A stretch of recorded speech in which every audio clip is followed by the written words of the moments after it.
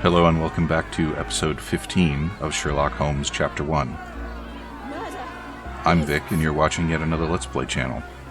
So I don't think I've found out what's going on in the refugee camp, but I did find all them cigarette butts, which might take us somewhere. So here we go. One of these stands out, and it's a Malpal. A single Malpal butt. And Roadman Cigarettes. A brand highly regarded by law enforcement officers. So there wasn't any sophisticated infiltration plan. The good old police just let the man into the camp. Now we have everything we need to get the full picture of what happened at the camp. what am I supposed to pin here? Oh, the "you should pin something" went away. I don't know that I like that, but I guess it's time for us to reconstruct the events at the camp, so at least we're moving again.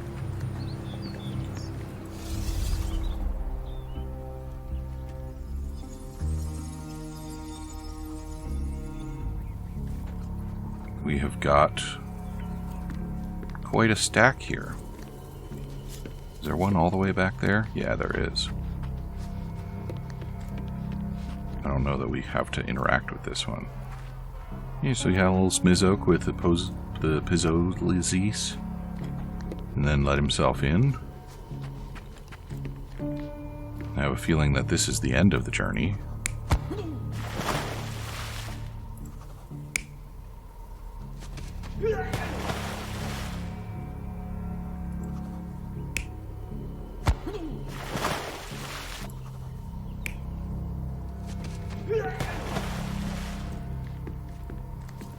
Yeah, the shoe print is pointing forward, so I think that's the more consistent one.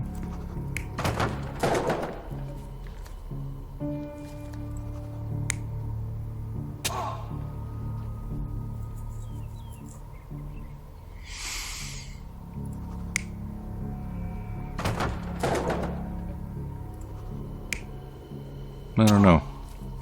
Let's keep going. No. I wanted it to be the other one for now. Next one, please.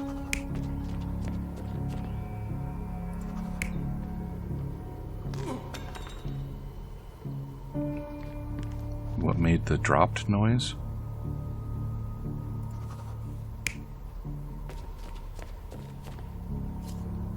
I don't know about that either. Let's start from over here.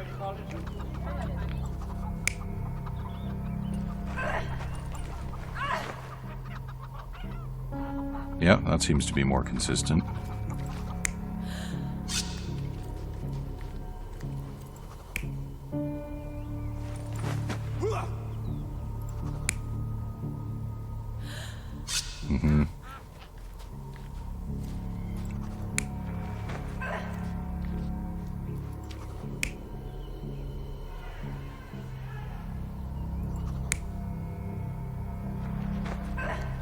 Yeah, okay. This one, like, what am I supposed to think here? That looks like a disarm.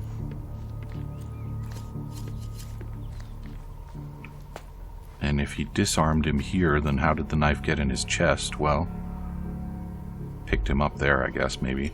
Let's find out. You're not even trying, Sherry. Concentrate. You know who else isn't trying, John?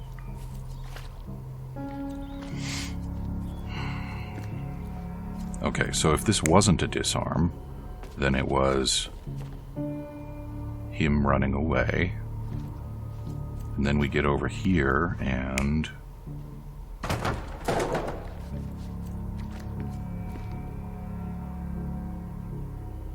that really doesn't flow very well, does it?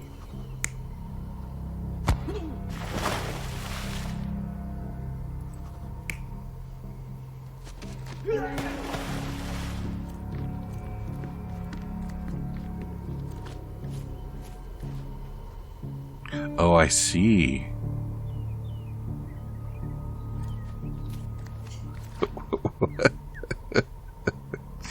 So Well, let's see what happens. So, we have a thug who came to take a refugee woman with him. She resisted, but he dragged her by force. One of the refugees stood in his way, armed with a stick, yet he could do nothing against a cutthroat with a blade. The man didn't anticipate that the other refugees would intervene and stand against him. In the confusion, the woman managed to break free. The thug took fright and fled. He was stopped by the falling crates. He stumbled and fell, piercing his chest with his own blade. However, the wound didn't cause instant death. He managed to stand, but still bleeding, he lost his balance on the bridge and fell. Before all of this, the man had freely entered the camp through the main entrance. The police admitted him after they had a short smoke together. You live by the sword, you die by the sword. In our man's case, it's the same sword. Great.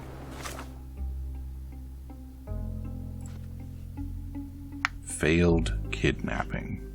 Yeah. Do we have some more stuffs now? We have lots of stuffs.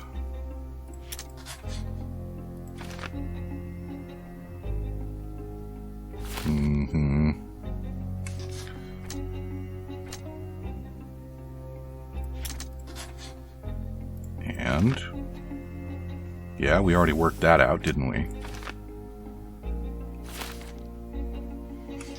What else have we got? Yeah. Yeah. And we've still got this one as an open question. Okay, so I think that's enough that we can talk to Boyo here. You still here? There. Inspector, I believe I can aid your investigation. I know who the dead man is and what really happened. You do? Well, good for you. But I'm afraid I'm not the one you need to share your findings with. Speak to Mr. Harlow here. He's the one responsible for settling things in the camp. You don't even care to listen? Oh, I do care. Maybe even more than I need to. But I'm only here today to lock the place up, question witnesses, and file the facts. It's sad, but coming up with conclusions is not among my tasks here. You fellows at City Hall do that. Anyway, speak to the supervisor. I'll just stand by and listen to what you have to say. Fine. Mr. Harlow, your refugees didn't murder anyone. What? Pray tell me what you've learned. All right, listen carefully. This might solve one problem for you, but will create a few more. Oh, well, that's a great start. The man came to the camp intending to kidnap one of your refugees, a woman. What he didn't expect was that the refugees would stand up to protect the woman. A brawl had broken out. In the chaos of it, the man stumbled over those crates and fell on his own blade. How do you know he fell on his own blade? The wound in his chest was inflicted from an unusual angle. It was not an offensive stab, shall we say. The refugees didn't touch him. And judging by the blood at the scene, the intruder managed to raise himself but was unable to walk very far. He ultimately fell into the canal. But how did he sneak into the camp? Why didn't the police see him? And this is where your new problems emerge, Mr. Harlow. What do you mean? You're not a dull-witted man. You know what I mean. There is no feasible way to get into the camp without the police guards knowing of it. The pile of mess I had to sort out has just become bigger, but somehow that doesn't surprise me. Anyway, I thank you for your help, Mr. Holmes. I'll take it from here. Meanwhile, I'll make sure the police aren't detaining the refugees any longer. You can go back in and look for your witness. Do you think one small clock can make any difference in this place? Who knows, John? Just one ill-fitting cog could make the whole machine crumble. I like the idea that my imaginary friend thinks other people are inconsequential. So we're still looking for this girl, and we're still looking for this question. Let's see if we can answer this first. Do you know anything about this? They often take us from the camp to work. Most don't mind, though. It's the only way to get a glimpse of freedom.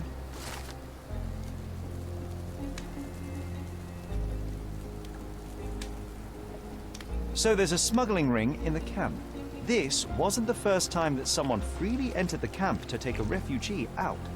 At least it was certainly his last time. My gut tells me that we'll learn more about this ring when we find out where the thug came from.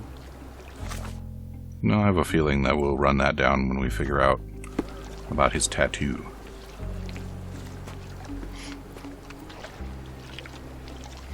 So now...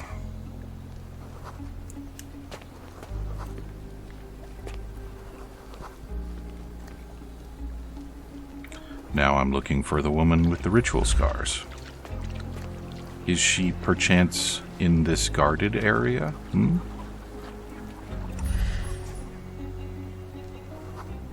Skilled pugilist. You're the one who tended to our man's wounds. I thank you greatly. The police didn't allow us to help him. The police will leave you alone now. I've proven to them that the man who came into the camp died due to his own foolishness. Thank you for standing up for us. But nobody would help us without a reason. You're here because you want something. Yes, I do. I need to speak with the girl drawn here. The dead man came for her too. He wanted to take the girl away, but we won't allow her to be hurt again. What do you want from Nayla? Nayla. She was hurt some time ago. I'm here to find the people who did this and bring them to justice. And to find them, I need Nayla's help. Will you let me speak to her? Justice. There's no justice on this land. But you helped us, so maybe your words are not empty. You can speak to Nayla, if she wants it. But I will be watching you. Hello, Nayla?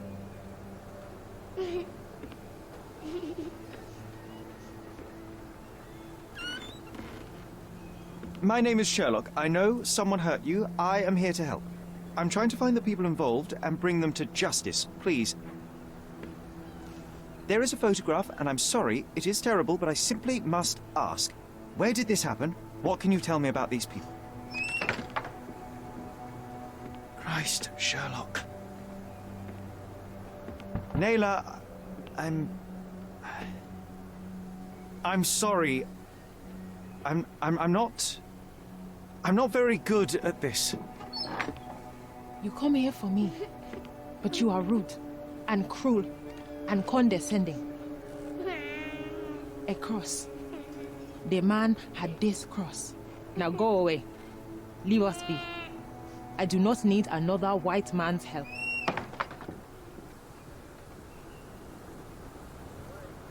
Oh, glad that wasn't me. Not my best work, John, by a long shot.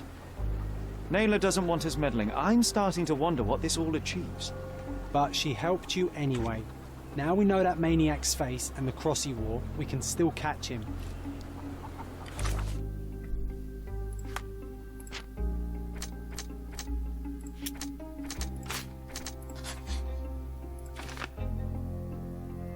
Badges such as the cross is a badge?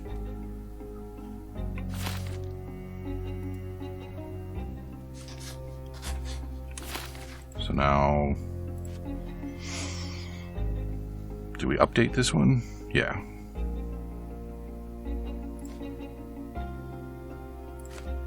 So I think we've got a couple of things. Oh, it was that kind of cross. All right. I think it's time for us to... We still don't have all the clues, huh? I don't know what else we're going to find. We should be able to come back here, though. Now that the other thing is resolved, they won't go back into lockdown. So let's go check out some archives. I think we need to go to City Hall. Yes? And I can't fast travel because I'm inside, even though I'm outside.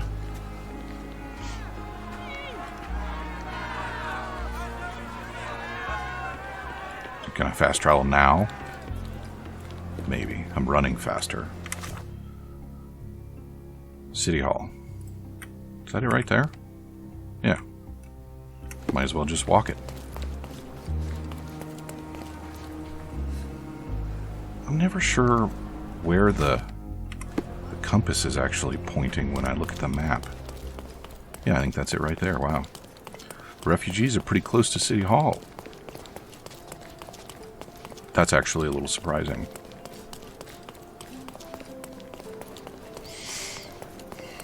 Oh yeah, you'll probably notice that the guys that were talking about posters have gone away.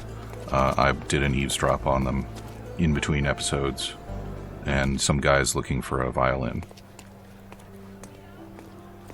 Is that the same woman that works at the newspaper? Could be. So, officials. British.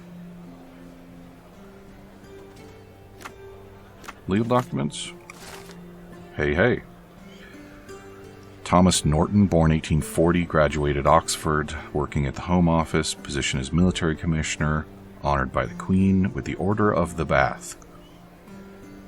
Appointed the British envoy in Cordona, with his own cabinet in the City Hall.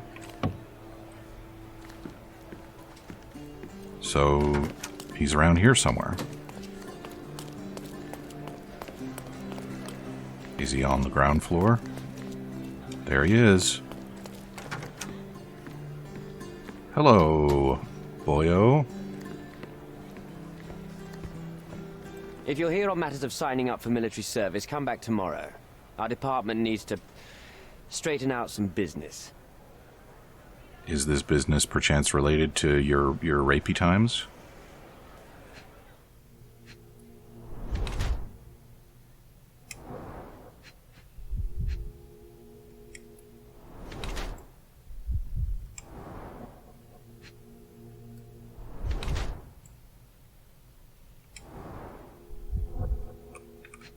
Hey, buddy. Did you know you're bleeding?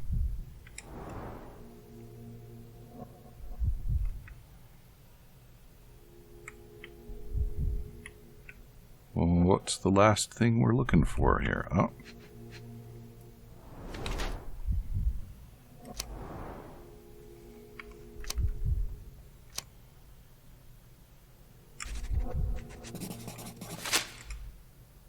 Why are you staring at me like I'm a Madame Tussauds figure? Didn't you hear what I just said? You blame yourself for what you did. Won't be any good unless you confess to me, so I'll try to be polite. What sort of did are we talking about? Are you from the press? I'm here because of Naylor. Who?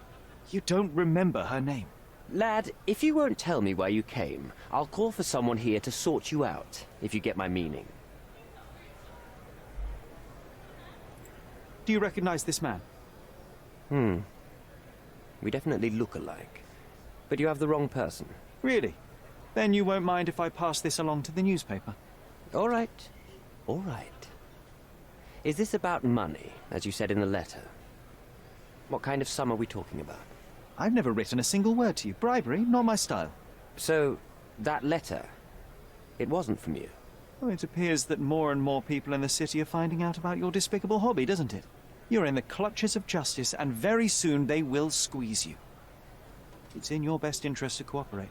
Fine. I suppose now we have a nice long talk. Do you drink, Mr. Sherlock Holmes. And I do not. Shame. All the best discussions are accompanied by a glass of whiskey. But out of respect for you, I won't drink either. Respect? That's an unusual word in your mouth, Mr. Where are my manners? My name is Thomas Norton, a British envoy in Cordona on a military mission.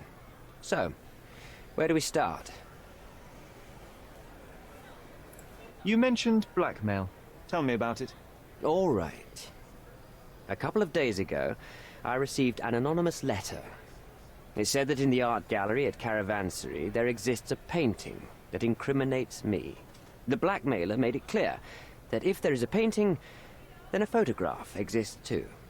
And I should be wary of what it might do to my reputation. What does the blackmailer want from you? Money, of course. What else do such people want? Needless to say, I don't remember anyone taking photographs at the party. Up until the last moment, I hoped he was bluffing. But he wasn't, as you've just proven to me. Show me the letter. I burnt it as soon as I read it. I've left enough evidence. There's no need for any more.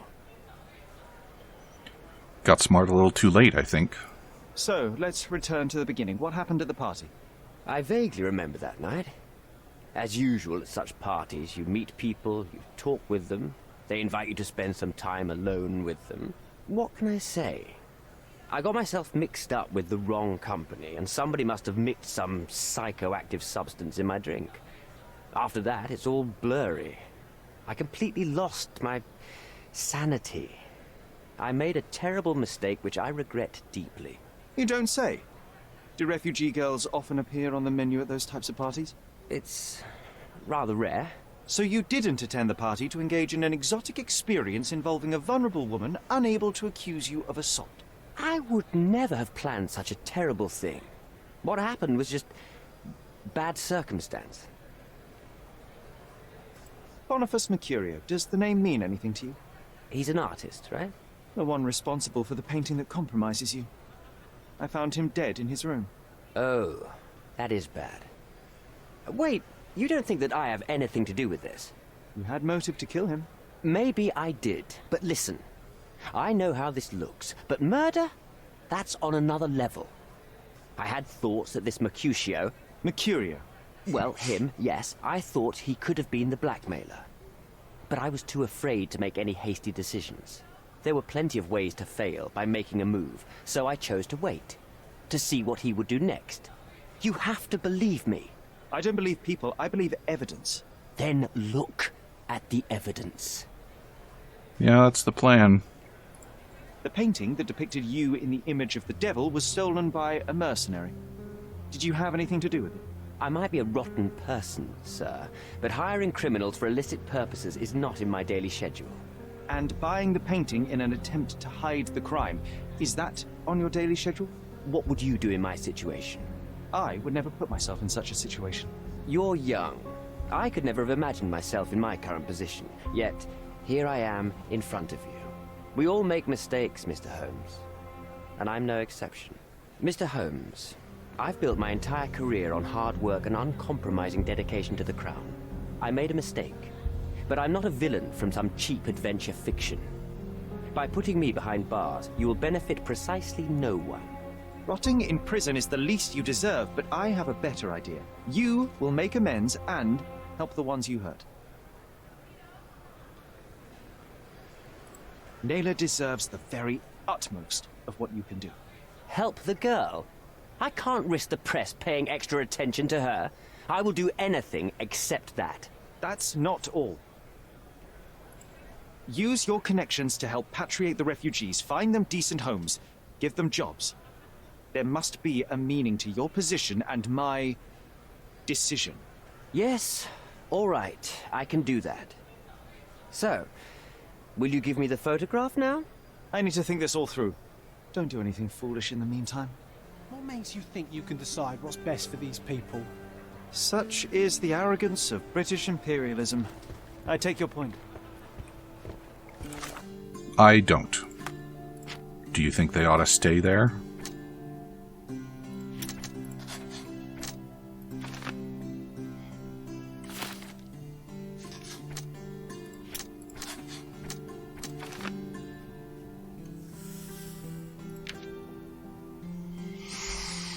Ah, so at long last we have a morally gray one.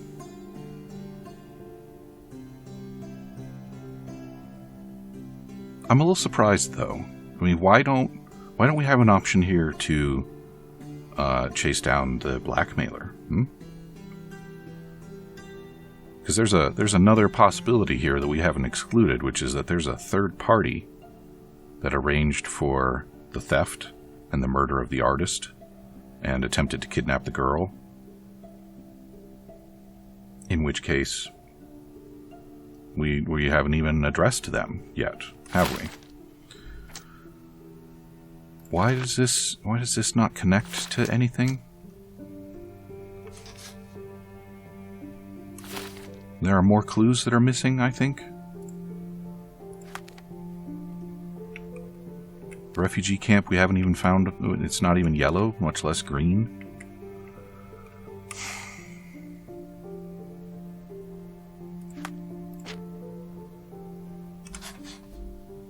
And yet, we have at the very least identified that this man did wrong. And exactly how much wrong is the only question that we're facing at the moment. So here's one of the frustrating things about this moment.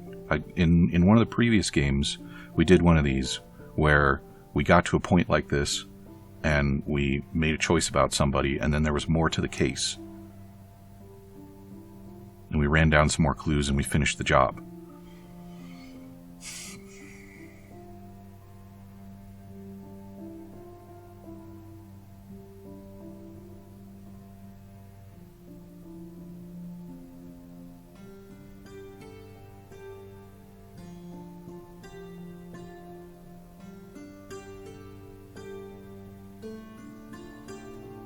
So what kind of person do we want to be? Do we want to be the smaller evil person, or do we want to be the merciless person?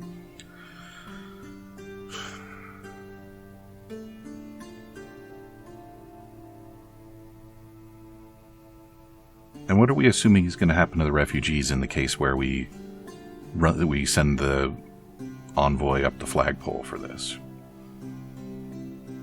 And actually, why is Vogel the vehicle here? Why would we give the photograph to him? Vogel had the painting.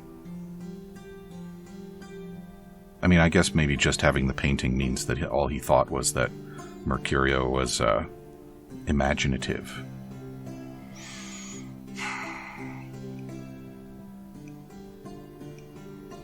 You know what? I think the smaller evil is what Sherlock wants. So let's do that one. Why is it red? Is it always red? It might always be red.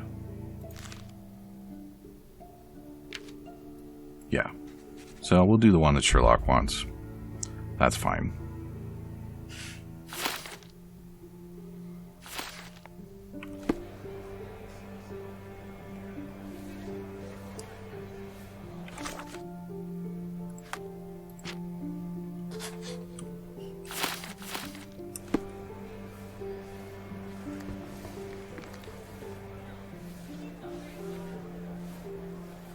It really bothers me that the refugee camp is not yellow.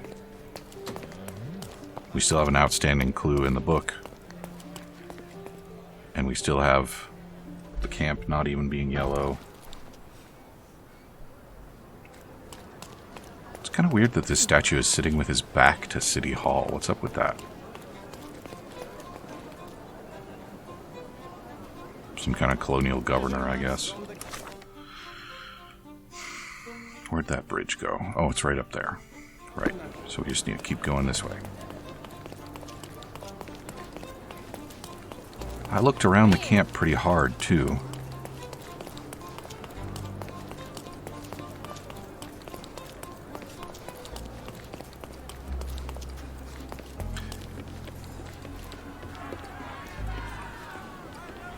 You know, the other kind of interesting thing is that Sherlock just sort of took his own initiative to go there. He didn't bother with, like, talking to Nayla about it. Nayla.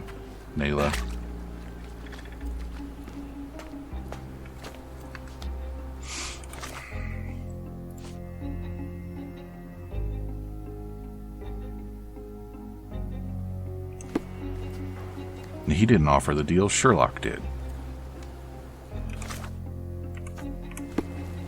Wonder if I can talk to the girl about it.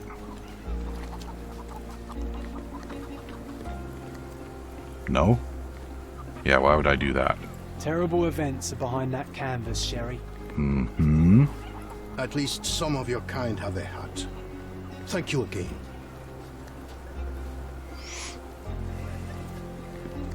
Can you satisfy my curiosity? Sorry, we don't see much here.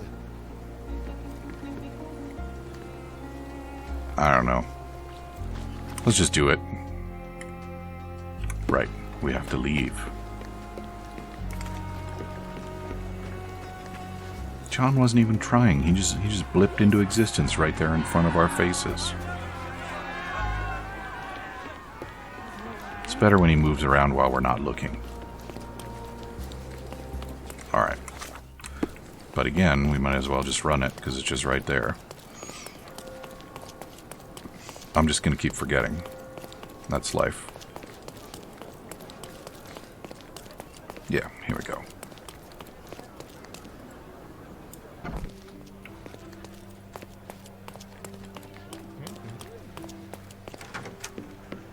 Alright, buddy, you get your deal. Have you thought it all through? Almost. The refugees, what will happen to them? Well, I wouldn't be standing here in this fancy office if I didn't know how to pull the right strings. In fact, it's the only thing I know. The local governor will receive a decree signed by the House of Lords containing a request to patriate the refugees in the name of the Crown. From where did you gain such influence? I never asked you how you found the photograph. So don't ask the magician how he performs his tricks. But how can I believe you? Ugh, I presume you do believe in my selfishness. The initiator of the refugee salvation will be none other than the British envoy, savior and protector of those in need. It's a win situation for me, too. Now, what about the photograph? You deserve to be punished, but the greater good is what matters here. I won't bargain it for justice for Naylor. I'm glad that this situation is over. It will be over when you settle the matter of the refugees. You have my word, Mr. Holmes.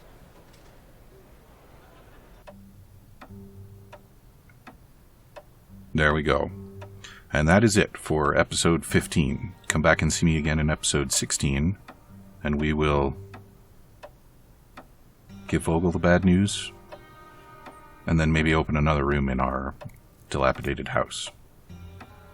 Talk to you soon.